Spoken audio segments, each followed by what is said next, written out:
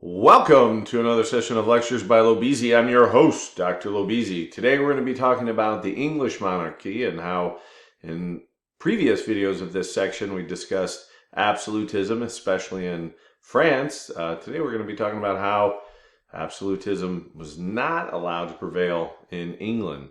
And there's some structural things that kind of account for that. First and foremost, the Magna Carta, the existence of this ancient document dating all the way back to 1215 placed limits on King John in England, made by Parliament due to quarrels between the monarch and Parliament. This document, which I like to kind of think of as a precursor to a constitution or like a proto-constitution, placed specific limitations on the powers of the monarchy, while at the same time offering political rights by the nobility and just other subjects before the law. One of the important concepts laid down within the Magna Carta is the legal right known as due process. Due process of law ensures that political prisoners, the ability of a monarch or a government or a state to take political prisoners is limited by guaranteeing those who have been accused of a crime of their day in court. Okay, so that's what due process is, and it ensures that you are tried by a jury.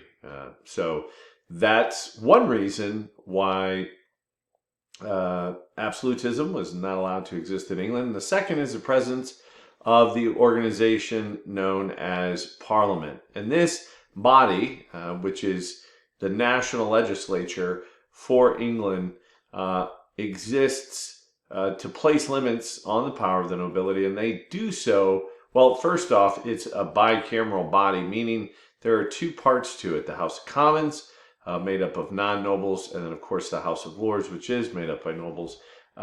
It has checks on royal power, especially the House of Commons, because of what is known as the power of the purse. Okay, and that means that they have leverage over the monarchy because they hold the purse strings. They allow spending, and one of the things that determines sovereignty is, do you have an army, and is your army larger than any other nobles' armies? And if the answer to that is yes, then you possess sovereignty, you possess power. Okay, so this places strict limits on that. Okay, I want to go through and discuss some monarchs of the Stuart dynasty, and we're going to start with James I, who ruled from 1603 to 1625. Last time we talked about English political history, we talked about Elizabeth I, and she was the last of the Tudor dynasties, a very effective monarch who was able to maintain political unity by sort of subordinating religion, meaning she made religious compromises, came up with the Elizabethan settlement, which sort of is a compromised religion between Protestantism and Catholicism in creating the Anglican faith. So without a child of her own, she hand-selected her predecessor, and that was going to be her cousin, really her cousin's daughter, her cousin's son, Mary Queen of Scots. That was her first cousin, and so she selected her son, James I, who was also the King of Scotland, to be the monarch of England. And so this introduces a new dynasty known as the Stuarts. And the thing about James is he was considered an absolute monarch in Scotland, and so he just assumed that that was how he was going to be accepted and welcomed in England, but that wasn't the case. And he also subscribed to the divine right of monarchs as well. And so he often quarreled with the likes of Parliament over those types of things, whether or not he was an absolute monarch and whether or not Parliament should have any say over his funding requests. Throughout his reign, he quarreled with a couple of different groups, one being the Parliament, the other being a religious group known as the Puritans. Okay, and so the Puritans are really just English Calvinists, and they're called Puritans because they wanted to purify the Church of England. As I just mentioned a moment ago, the Anglican Church was sort of this compromise religion between Protestantism and Catholicism, and so they wanted to purify the Church of England of any Catholic customs or rites or anything like that. And so he chose not to deal with the Puritans. Instead, he drove them out of England through discrimination and persecution. And so many of them found their way, the first to Plymouth Rock in the Plymouth colony, and those were the Pilgrims aboard the Mayflower, and then a larger Massachusetts Bay colony was established a few years later. Okay, and then as I mentioned just a moment ago, he also clashed with Parliament, and that was primarily over their unwillingness to grant him the right to tax and things like that without answering to them. So that's pretty much it for James I. His son is going to run into some real problems, and that is Charles I. Okay, so the second Stuart of the Stuart dynasty. He, like his father, believed in absolutism, thought also subscribed to divine right, and prior to being granted some funding by Parliament, he was forced to accept something known as the Petition of Right, and that's because he early on in his reign had imprisoned some people who, without trial, as political prisoners. And so, because of the Magna Carta, he doesn't have the right to do that, Parliament made sure that he signed the Petition of Right, which more or less reaffirms the rights of the Magna Carta. He goes ahead and just sort of dismisses Parliament and refuses to call them into session. And meanwhile, he and one of his top advisors, the Archbishop of Canterbury, William Laud, tried to force Anglicanism, or the Church of England, on the Presbyterians in Scotland, his homeland. And this attempt to create religious unification between the two countries resulted in a huge backlash in Scotland, and it led the Scottish nobles to raise an army and to also invade England. So this is what led Charles to have to go before Parliament to ask for money, and they were angry with him because this was, unnecessary, this invasion, and they saw it as his fault. And so to punish him, they had William Laud executed. And this was also to send a message to Charles that he needed to watch it, but he was not threatened by this. So instead, he used his army to march on Parliament and have those members who ordered the execution of William Laud arrested. They were tipped off and able to escape, and they Parliament in turn raised an army of their own. And so England is in a situation in 1642 where they're forced to fight a civil war. Okay, so civil wars, worst thing that can happen to a country, very destructive, often have atrocities and tremendous loss of life. 1642 to 1649 is the the timeline of the war. The initial goings on of the war are more or less a stalemate, meaning neither side can gain an advantage, and that's the case until Parliament's army, which is known as the Roundheads, elevates one Oliver Cromwell to the top general of their forces. He organizes a new model army in which officers are hired and promoted based on merit rather than birthright, okay, which was a traditional practice for nobles to be appointed, second and third born sons to be appointed to the military. He chose instead to base those promotions on merit and skill. And so that helped the Roundheads gain an advantage, and ultimately they were able to defeat the Cavaliers, which was the king's army. And he was captured on the field of battle, Charles, and he was put on trial for treason. And it was a rather interesting trial because Charles refused to testify based on the grounds that he was a divine right ruler, and therefore Parliament had no right to question him. No court had a right to question him because they were more or less beneath him. Ultimately, they found him guilty and subsequently sentenced him to death, which took some decision making. They weren't sure that that was the best course of action, but since he was a man just like everybody else, they felt that it was appropriate. It was an appropriate sentence for somebody guilty of treason. So that, this had never happened in English history, where the king, the monarch, the head of state was executed. So this practice of regicide had no precedent, and so they weren't entirely sure that that was the best decision. But ultimately, that's the one they went with, and they stuck to it. And so in 1649, King Charles I marches up on the scaffolding, and this illustration here shows that, places his head on the chopping block, so to speak, and orders the axeman to wait until he gives the signal to drop the axe, and ultimately he is beheaded. The way in which people were beheaded at this time kind of speaks to their social class.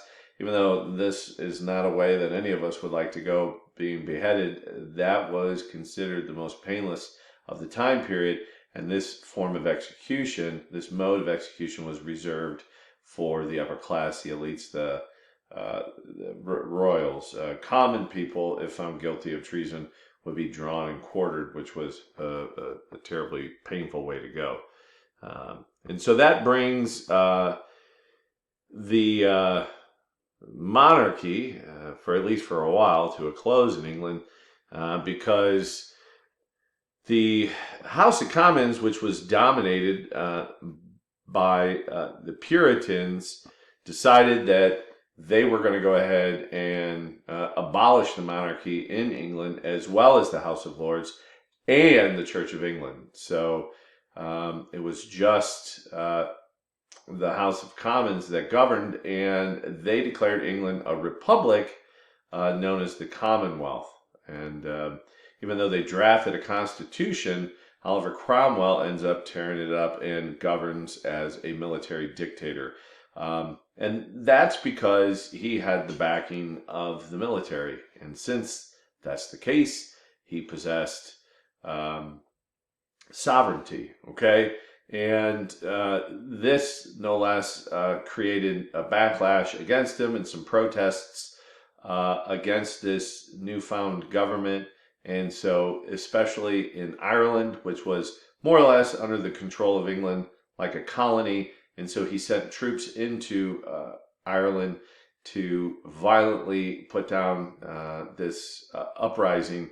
And somewhere in between tens of thousands and hundreds of thousands of people died. This is sort of debated, the accuracy, the count. What isn't really in question is the fact that there were atrocities committed by the English soldiers against the Irish. And so even today, there seems to be some bad blood between the Irish and the English because of centuries of mistreatment. And, this is certainly just one of those examples of mistreatment. Moving on, I want to talk about his reign, because he ruled with the full backing and support of the House of Commons, which also was dominated by Puritans, and Oliver Cromwell himself was a Puritan. So they more or less turned England into a theocracy, similar to what we've seen in the past when we talked about John Calvin in Geneva, Switzerland. Okay, so they passed laws against immorality or perceived immorality, closing theaters, taverns, canceling sporting events, and things like that. So, despite that, though, Cromwell does practice a modicum of religious tolerance, as long as you're not Catholic. Puritans, being Calvinists, don't like the Catholics. They thought that their beliefs and practices were anything but biblically or scripturally based, and so there was no toleration for Catholics, but for other Protestants and even Jews. Okay, one of the hallmarks, high points, I guess, of Cromwell's rule was the expansion of education, the opening of new schools. And this was because the Puritans thought it was necessary for everyone to know how to read and read the Bible. And so this, at this moment, we start to see England emerge as the most literate population in Europe, both male and female. And I think down the road, this is going to pay some dividends as England becomes the most powerful country in all of Europe, and certainly the most technologically advanced. Okay, so I don't think it's a coincidence that they were also the one of the most highly educated and literate in Europe. After Cromwell's death, he tried to secure his son to be his successor, but there was no support amongst the people for that. I think he could have gotten the House of Commons to go along with him, but the people were against that. They wanted to return to the way things were. And this, again, we've talked about this theme. People don't like change, massive amounts of change, radical change in a short amount of time. People are more acceptable to slow change, gradual change over time. And so there was a backlash against this after his death. People want monarchy to be returned, and they want life to go back to the way it was prior to Oliver Cromwell and the Commonwealth. And so the beheaded King Charles I's son is invited to return to England and rule. So this ushers in the age of Charles II from 1660 to 1685. And Charles II knows that his father, he knows the fate, he's well aware of the fate of his father, and so he's going to make sure that he doesn't quarrel with Parliament and doesn't step out of line too much. He's known as a popular monarch because he's the one who reopened the theaters and taverns and also reestablished the Church of England. And so all these were popular moves, and so there's not much more to report. However, when he died without an heir, and so the crown, the throne, passed to his younger brother, who is going to be James II. Okay, so the order is James, Charles, Charles, James, with Oliver Cromwell in the middle. Okay, so James I, Charles I, Charles II, James II. So it's not too terribly difficult to kind of remember that order. Okay, so when James II comes to the throne, he's going to have some problems. Okay, there was some rumors that his older brother Charles was Catholic, but Charles was privately Catholic and practiced religious tolerance, and so he didn't try to force his Catholicism on anybody. So that didn't really raise too many concerns. But James II, however, was publicly Catholic and started to appoint Catholics to high, ranking positions within the government. And so this gets people's attention. This raises some concern. However, a decision to do nothing was made for a couple of reasons. First and foremost, James II is an old man. When he comes to the throne, he's not going to be around forever. Also, his heir, his daughter, Mary, is a Protestant. So, there's no real panic because he'll be dead soon. Also,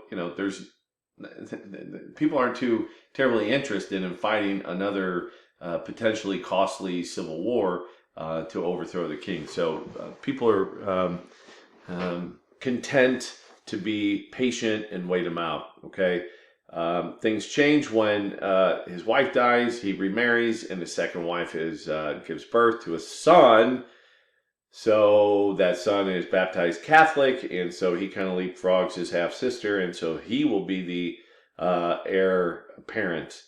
And this is where things grow concerning enough for members of parliament that 7 members sail to where Mary was living in the Netherlands and met with her and her husband, William of Orange, and hatched a plan for them to lead an army, an invasionary force, cross the English Canal, or the English Channel, excuse me, from the Netherlands into England, and with the assistance of Parliament, overthrow James II. Well, James wasn't going to wait around for any of that. He didn't want the same fate as Charles I, so he decided to abdicate his throne. He stepped down and fled to France and under the protection of Louis XIV. And so this bloodless overthrow is known as the Glorious Revolution, and it's glorious because of the lack of bloodshed. Okay,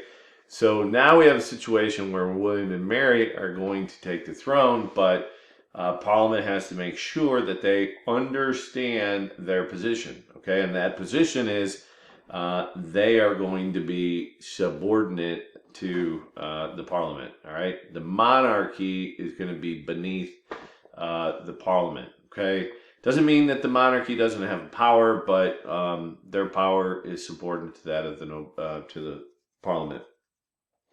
And the other thing is they have to understand that there is a constitution in England now, which has been drafted with the English Bill of Rights. So England heretofore will be referred to as a constitutional monarchy, which means its power is limited to or limited by this document. Okay, English Bill of Rights, again, kind of like the Magna Carta, but is a little bit more comprehensive in the limitations of the power of the king, and also speaks to the rights of the citizenry. And again, the idea or the notion that we called due process, but now we're going to use a different term to essentially say the same thing, but the term is habeas corpus. Gives prisoners the right to a jury trial, and so it's to protect against tyranny. It's to protect against citizens being made political prisoners. Okay, so these are the this is the situation under which William and Mary have to agree in order to rule, and it is a sacrifice they're willing to make. Having this limitation placed in their power. Okay, so that's going to wrap it up for the English and how they deal with the idea of absolutism. All right, thanks for watching. Catch you guys next time.